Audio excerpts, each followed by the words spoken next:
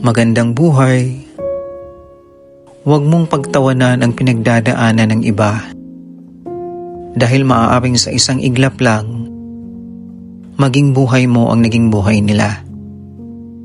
Habang tumatagal, mas lalong humihirap yung sitwasyon dito sa gitnang silangan.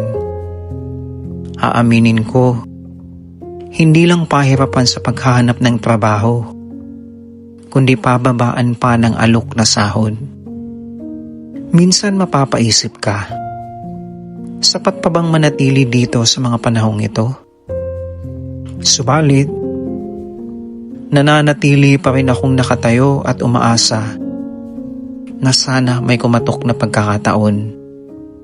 Hindi lang para sa akin, kundi sa kapwa-kabayang nag-aantay rin ng oportunidad. Walang ganap ngayong araw, kaya minabuti ko na lang pumunta sa isang park na malapit lang sa bahay. Nakakagaan ng loob ang ganitong tanawin. Ako si Will na nagsasabing, huwag mong maliitin ang laban ng iba, dahil ang bawat tahimik na laban ay patunay na lakas na hindi mo nakikita, pero tunay na kahanga-hanga.